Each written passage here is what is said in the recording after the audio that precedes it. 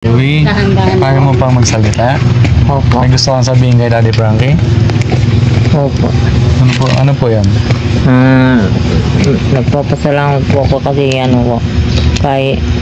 kahit ang dami niya na pong tinutulong sa akin, hindi niya pa rin po ako sinusukuan.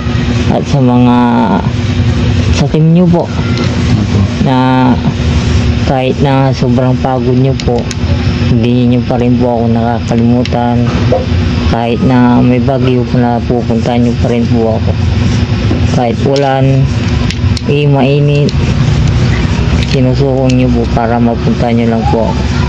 Kaya maraming salamat sa inyo. Sana magre-request po sana ako ng cellphone po. Kasi hindi ko na po nabubuksan yung yung GC ko sa module, sa mga online class. Malapit na pong matapos grade 12. Graduate na. Graduating ka na rin pala, grade 12. Kaya sinatsaga ko po.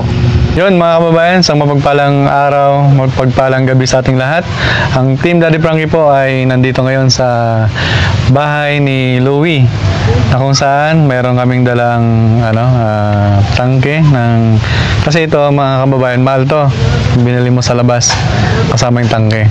So para makagaan sa kanila, bawas gastusin, dala ng Team Daddy Frankie. At inutusan kami ni Daddy Frankie na i-update lahat ng mga beneficiary niya.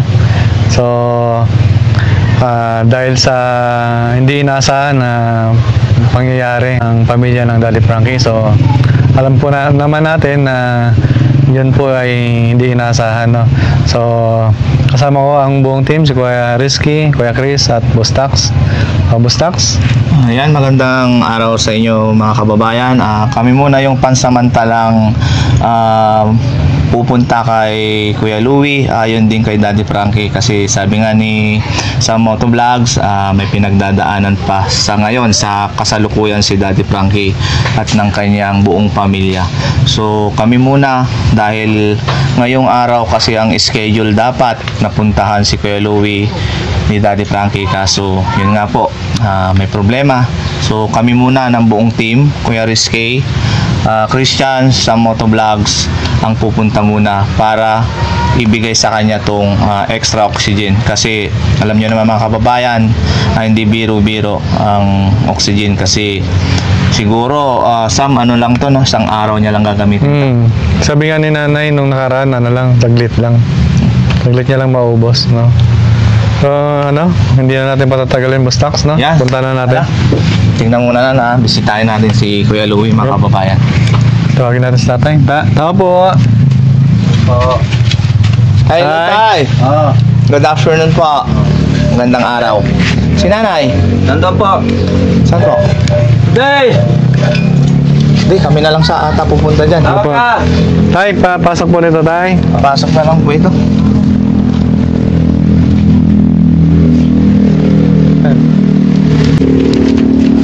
Saan po siya, tay? Saan si nanay po? Day! Yan, punta na Tay, lang dito, po punta na namin. kami. Ay, yun pala si nanay. Anong ginagawa niya, nay? Siya yung kubo? Marunong din pala kayong magawa niyan. Opo. Ang panghanap buhay ninyo. Opo. Ang laki nito na yan. Wala na makukuha dito sa... Bakit po? Nakuha na rin. Ano yun? Nabenta na? Hindi po. Nabali na namin po. Nabali na? Opo. Ay, ibig sabihin na ginagawa nyo pa lang, nakuha na yung bayad. Opo. Ganun ba yun? Opo. So, hindi pa natatapos. Wala nang bayad. Pagkatapos, wala nang bayad. Opo. Parang paunang bayad na kaagad. Oo. Parang... Hindi pa na umpisa, nakuha na yung bayad ko dito. Kasi siyempre tapos po. Bumili ng sa bahay. Tapos may pinapalo pa akong 3 anak. Tapos sigawi pa. Isa pa rin doon. Nung tayo po, mainit po. Ay, nay, dito tayo. Para Mga kababayan, hindi pa natatapos yung ginagawa ni Nanay na kumo, nakuha na daw yung bayad. Yan po mga kababayan, mapapansin niyo po yung outfit namin kasi katapos may bagyo po na nadadaan natin yung mga kalsada kasi basa. Kaya hindi kayo napagsapatos, no. Sa mga Boy Scout. No, tara mga kababayan. Kumustahin lang namin kayo, Nay? Kaya na parito kami, Nay. Okay na po. Oo. Kumusta na po si Louie? Ayos na rin po. Sa awa ng Diyos. Kahit paano po. Kahit mahirap, kinakaya. Kahit walang-wala na po. Paubos na rin yung gabot niya, tapos yung oxygen niya. Hindi ko lang alam kung saan kami kukuha ng Nay, may dinala po kami, Nay, isa. Oh, salamat po. Opo. Pandagdag din po yun. Nay, kumusta naman yung huling check-up ni Ngayon Kuya sana, may check-up siya ngayon. Kaya hinihintay lang namin yung driver ng ambulance kasi walang extra driver. Pag tatawagan niya na ako ngayon. Pero ngayon araw na ito mag-check up siya ngayon. Ay, bali ngayon na schedule ni Kuya Louie ngayon. Para malaman namin kung anong sasabihin ng doktor sa kanya, kung anong plano sa kanya, kung gagamutin pa o kikimuhin siya, para alam namin. Kasi yung binigay ni Daddy Frankie ng karaan po, naubos na rin po yun. Wala na rin kaming hawak ngayon. Yung pinabili ko kanina isa, yun na lang, last na yun. Tapos, Ilang araw niya po ba ginagamit yung yung oxygen? isang gabi, saka isang araw lang yun. Kinabukasan, wala na rin. Buti nga nandiyan yung hipag ko na tumutulong sa amin, kaya 13 ka na lang yung ginagamit namin, panggasil lang okay na sa kanya. Pangwalo na yung sakada ko ngayon. Nung mula pumunta kayo dito, pangwalo na yun. Ang bilis pala maubos na yan, Opo. Taglit lang yung tangke. Kasi pag ibababa mo yun, sir, parang namamatay siya. Sabi niya, gusto niya mataas pa, kasi hindi makahinga. Kailangan malakas ang May time oxygen. siyang mahina, may time siyang masigla, hindi ko maintindihan. Kailangan kaya binubulyum yung oxygen. Kaya lang, pag kumakain po siya, di ba, kunti-kunti lang sabi ko. Pero pag nabibigla yung niya, dito nababara siya, nahihirapan siya huminga. Kaya ang ginagawa ko, dinudurog ko yung pagkain niya. Kaya yung bawal sa kanya, gusto niya, sige, binibigay na namin. Kaya ang gusto niyang pagkain. Kahit bawal, sige.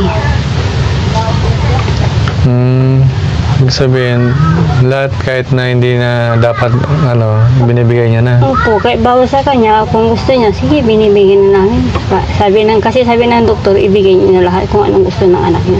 Kasi ang last niya, sabi nila, tutubuan siya. Pero ang inaano ko kasi, baka hindi kaya ng katawan niya. Kasi payat na siya, manipis na yung niya kasi. Opo. Baka mamaya, pagka tubo nila, maya-maya, wala na. Kaya mabuti pa na lang dito na sa bahay.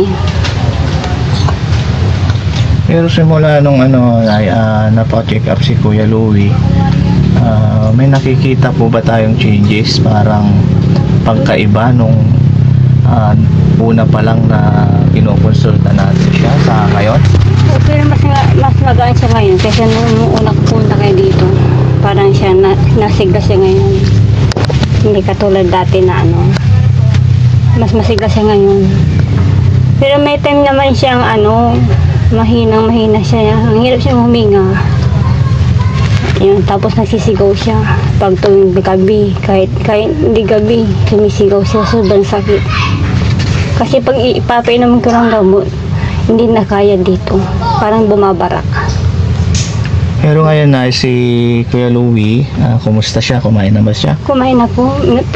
Bumili po ako ng mais niya kasi yung ang gusto niyang mais na luto.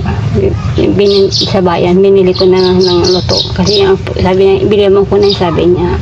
Kaya niya paglunukin niya, Nay. Opo, kasi malambot naman yun. Pilipino niya talaga. Huwag niya pa kainin ng mga matitigas. Hindi. Ang ginagawa ko pag kumakain siya, yung sumisabaw. Tapos dudurugin ko yung kanin. Yung malambot na malambot. Yun. Laban lang, tapos haba pang Pray. buhay ni Louie, pag-pray lang natin. Wala lang pong imposible, po. Pag sabi niya paminsan nga, suko na ako, sabi niya. Sabi niya, gusto niya magpatubo kaya lang, ay inaano ko ba hindi kayo ng katawan niya. Yung inaano ko. Gusto niya magpatubo, pero pagdating na lang sa ospital, ayaw na rin niya. Pero dito sa bahay, gusto niya. Sabi ko, kasi yun yung napanood namin dun sa ospital, ganyan sa kanya, malakas siya, tapos dinubuhan niya, kinabukasan namatay. Kaya sabi ng nurse sa kanya, huwag ka na magpatubo, ading, sabi niya. Kasi mabuti pang ganyan ka sa kanya, magpatubo ka.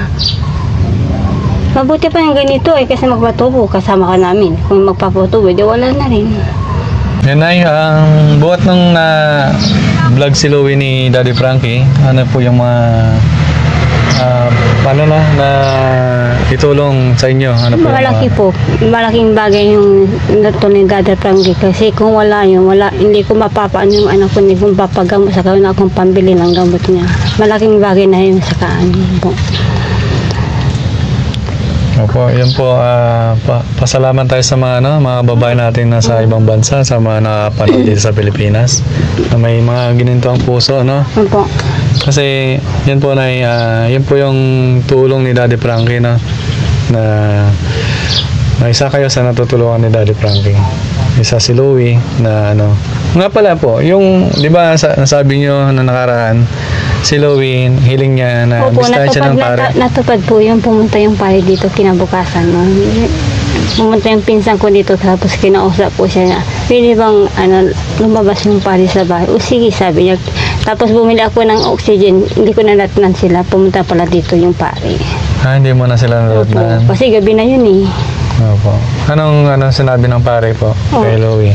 Hindi, sila nag-usap ng tanongin sa kanya mamaya kung ano sabi niya. Kasi silang dalawa lang. Sila lang dalawa. Tapos yung asawa ko. Tapos yung anak kong isa. Yun po. Kahit mahirap, kinakaya. Hindi wala namang problema, hindi masolusyonan, di ba? Opo. Basta binigay po ni Lord na na pagsubok, kailangan malampasan, no? Pagsubok lang po dapat. Sabi niya sa akin, sabi niya kung hindi naman ako kukunin, pagalingin mo na ako, sabi niya. Kung hindi mo ba ako sa taas, pagalingin mo na ako para makatulong din ako sa mga tumutulong sa akin, sabi niya. Si Louie na nakita ko sa kanya, mas inuuna pa niya yung ibang tao kaysa yung sarili niya. Ang sabi niya sa akin kasi kung talagang magaling ako, talagang sasama ako kay Daddy Frankie, sabi niya. Opo. Yung pansek, ganito Sobrang bait ng anak niyo, no? Bihira lang yung batang ganyan na Ang dami naawa sa kanya, yung nakita niya yung video niya, maraming umiyak sa kanya. Opo. Yan na, bisitahin natin si Louie. Ito, Na? salamat. Sige pa. Yung mga babae, tignan natin yung kalagayan ngayon ni Louie. Yung sabi ni nanay, nag-okay na daw siya. Ganda na daw yung niya ngayon, kalagayan niya.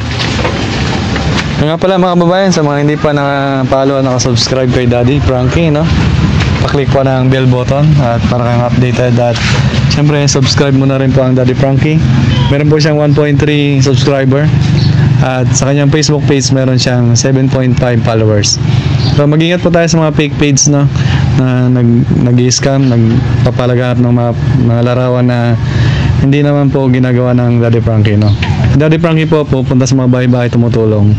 Yung humingi sa inyo, nagpo-post ng nanalo ka ng 50,000, hindi po totoo yun, no? Lagi po namin pinapaliwanag, lagi pong pinapaalala ni Daddy Frankie, no? Tara po, punta natin si Louie. Hello, Louie. Hello, Kuya Louie. Pasok kami? Thank you. Magandang araw. Magulo kasi napakamera kami mismo. Opo. Kumusta na si Louie? Okay naman po. Okay. Opo. Upo ako, Upo kami. Hindi lang po. Sabi ko na po marami. Okay lang yun. Sabi ako, Louie, Sige po. Patong ko na yung mic dito, no? Ano yung mga pagbabago na ninyo kay Louie? Malakas po. Tapos malakas na siya kumain. Hindi na katulad dati na hindi kumakain. Sa hospital po, hindi pinapakain tatlong araw. Yung bawal pati tubig. Bawal po. Bawal po Pati tubig, bawal sa kanya. bawal ng tubig sa kanya. Ano po mga pwede niya kainin lang? Doon sa hospital, wala. kawawa. Pag Dextrose yung po sama yun na. lang po. Pati pagkain niya, bawal daw. 3 araw di kumain. Hmm. May namunggot na noon. Pero ngayon, kumakain siya kahit ano. Kung ano hinihiling niya pagkain, sige, binibigyan namin. Hindi. Pero Louie, dahan-dahan kaya mo pang magsalita? Opo. May gusto kang sabihin kay Daddy Frankie? Opo. Ano po yan? Nagpapasalamat po ako kasi ano po, kahit ang dami niya na pong tinutulong sa akin, hindi niya pa rin po ako sinusukuan.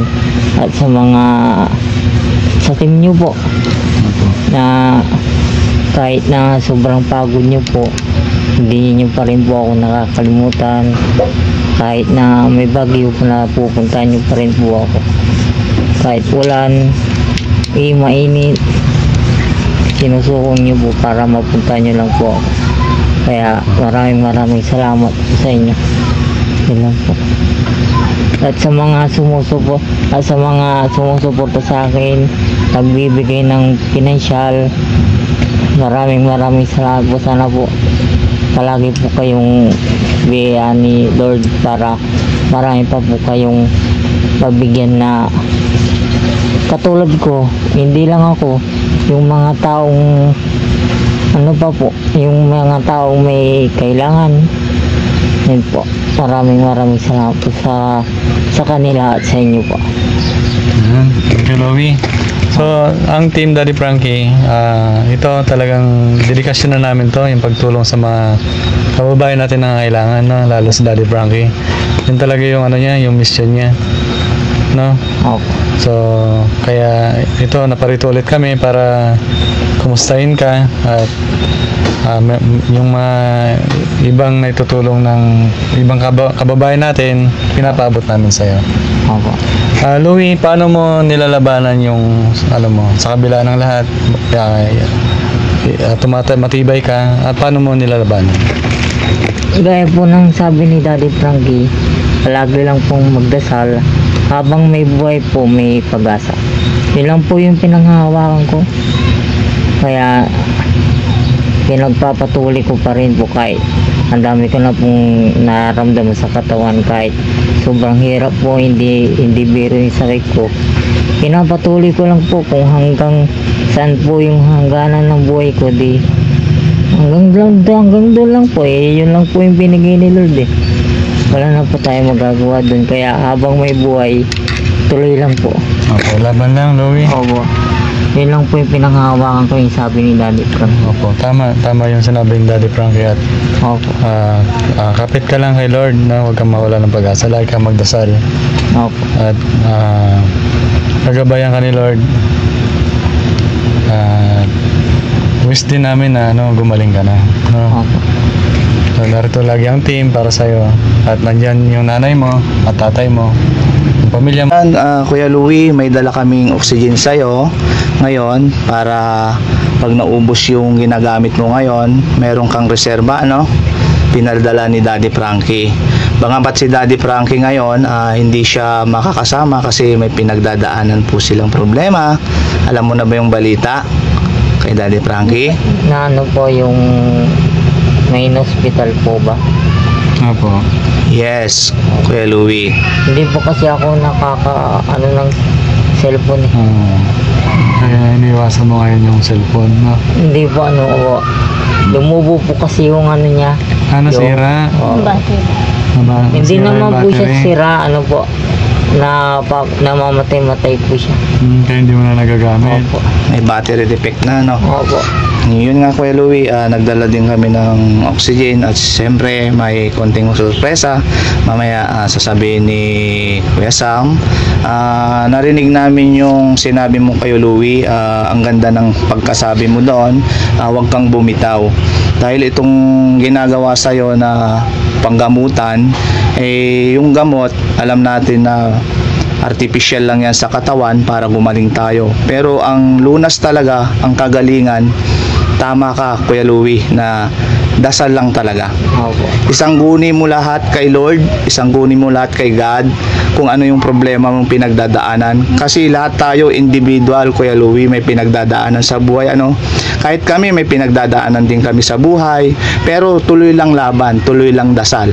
Sinusuko namin ang sarili namin kay God dahil si God ang kagalingan, lunas sa ating karamdaman, lunas sa ating mga problema.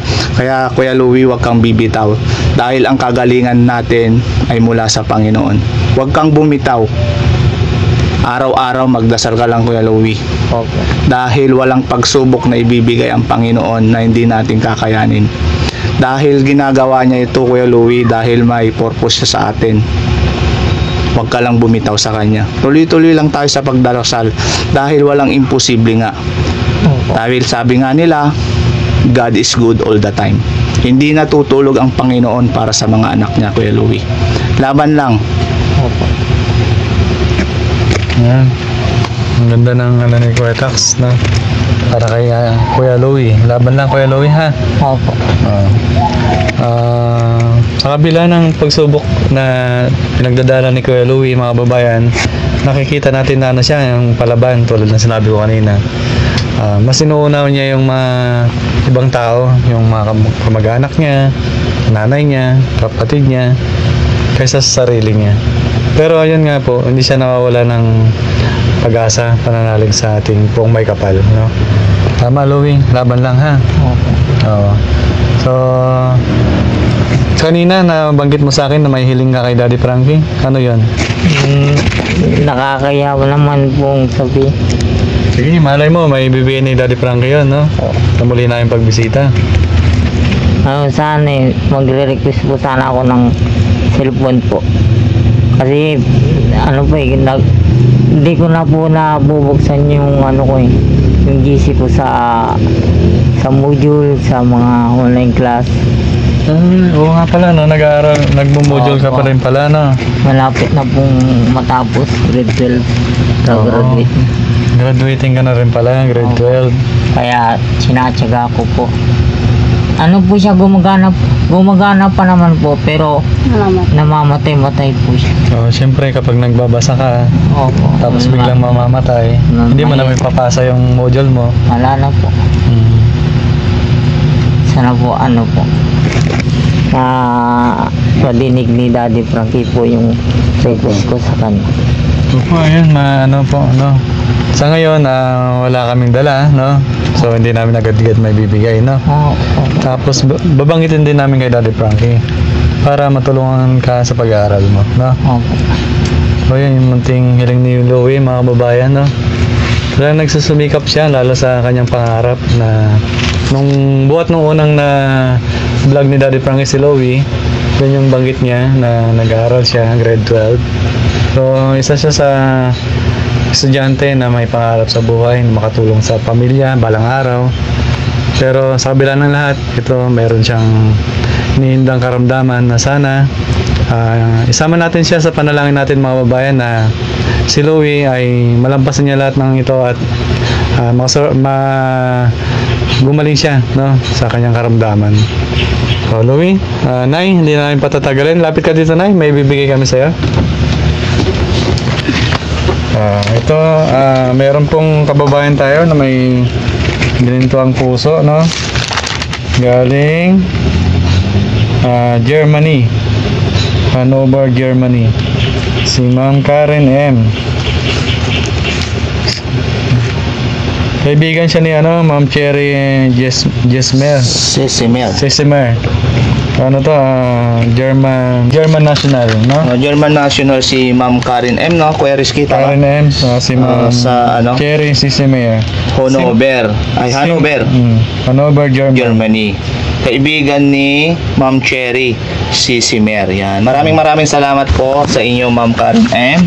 At saka kay Ma'am Cherry Sesimer. Yan. Dahil nandito na po yung bigay nyo na pagmamahal kay Kuya Louie, ipapareceive po natin ngayon kay nanay. Si Ma'am Karen M, siya yung nagpadala galing Hanover, German. Kaibigan siya ni Ma'am Cherry Sesimer. Sila yung German National, no? to Louie. Ito yung pagmamahal nila sa'yo, Louie. No? So, ito na aming kamay mo na Bilang natin. 1, 2, 3, 4, 5, 6, 7, 8, 9, 10, 11, 12, 13. Total of 6,500.